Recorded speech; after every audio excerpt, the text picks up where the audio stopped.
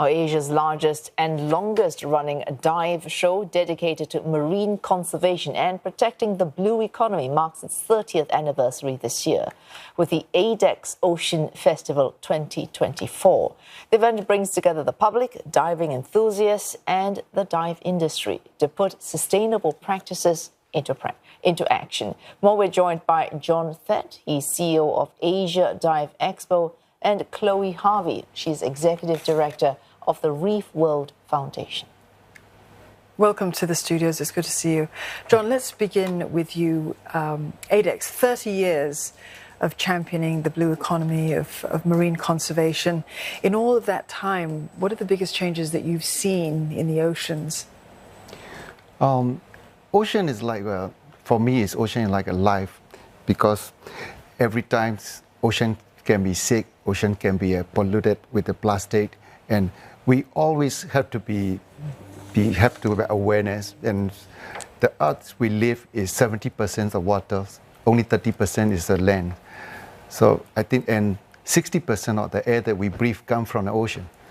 So it's the whole industry, diving industry, or you can call it whatever industry is. Ocean is very important. That's why UN is saying that 2021 to 2030. We have been dedicated to the oceans, healthy things. Like we have to be instant, educate on the things. So our platform is, I would say, I'm not saying that we are champion, but we were definitely awareness from all over the world to be gathered, to have this as a platform to discuss and share, and also inspire from the other ocean heroes. That's what I want to put out the platform for it. Yeah. Oh, Chloe, I think you would share John's commitment to that platform. Your work, you work with governments, communities to promote sustainable consumption and production of coastal resources and marine life. So, for example, we bring in scuba diving and snorkeling to do these things so people enjoy them. It's profitable, and yet it does not damage the environment so that it is sustainable. Is there a place for this kind of sustainability in this particular industry? Is it very difficult to execute? Not at all. Actually, the way to do it is very simple. And John's already touched on education and awareness raising. And when we look at a sustainable marine tourism industry, it comes from a healthy marine environment. So putting that at the centre, and then having that healthy marine environment supporting thriving businesses. So some of the solutions that dive centres and operators and the wider businesses that support the diving industry can adopt to reduce their local direct threats to environments like coral reefs are very simple, and the guidelines are out there to support people to do that. And very quickly, before Dawn takes the next question, do you ever find, is conflict frequent between having to make money so the business works and damaging the environment in the process? Are these hard choices, are they frequent? It can be. But one of the wonderful things that we're seeing, especially with the younger generation, is that the divers that are visiting these incredibly pristine and precious marine environments are becoming increasingly wanting to get involved in protecting that environment. And actually they're wanting to support sustainable business. So it's becoming a business profit opportunity now. And so critical to maintain the pristine nature of these reefs as well. It's becoming increasingly difficult to do so.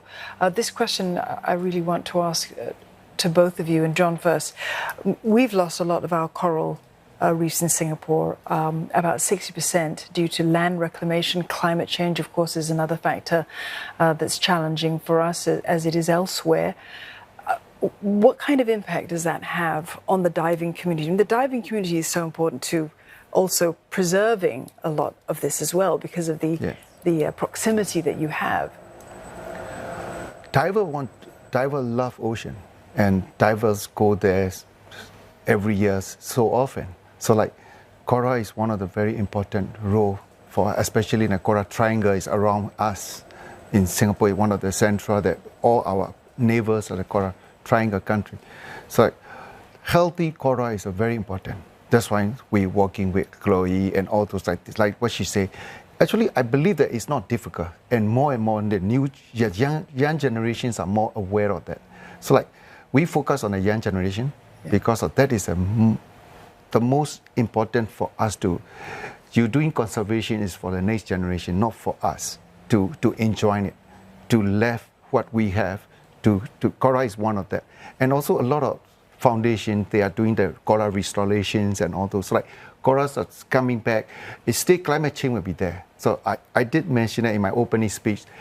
We don't want to focus on the problem. The problem, we will find a solution rather than problem to make it, we make it more so like we are here to be ready to work together. Collaboration is very important. This is a most important part of conserving environment is collaboration. We can't do it alone. We are not heroes. So we have to work with so many different angles to protect it and educate it. That's the most important part of this is what I believe. Yeah. So, Chloe, the diving community plays such a big role in marine conservation, in also restoration as well. It does. It does, and we're seeing more and more so that the diving industry is wanting to play a part in restoration. We're seeing a lot of success within the scientific community of very large-scale, very technical restoration programs. And my foundation now is looking at ways that the diving industry can meaningfully contribute to that. We have an army of volunteers, especially the younger generation coming through that want to get involved. So we're trying to bridge that gap to be able to restore resilient reefs to be able to survive into the future. And a final question to both of you. I'll strike a slightly negative note here. Both of you are very upbeat, but I was thinking when you're saying you need to work with so many different sectors, surely there are conflicting interests. What happens then? First yourself, then yourself.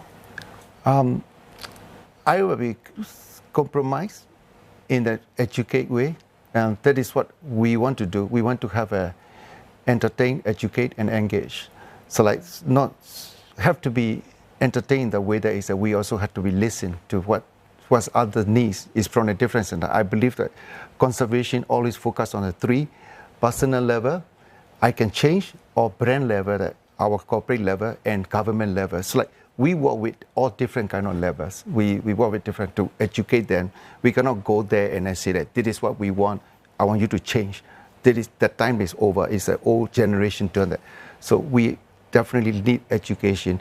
The conflicts is always there. Doesn't matter our industry or any environment issue. That will be always. So the mindset only can change is that we need to grow young generation to educate. Young generation start talking. Old generation will be listen better than I go and educate the older generation. That is my philosophy of doing conflicts to how to get overcome on that.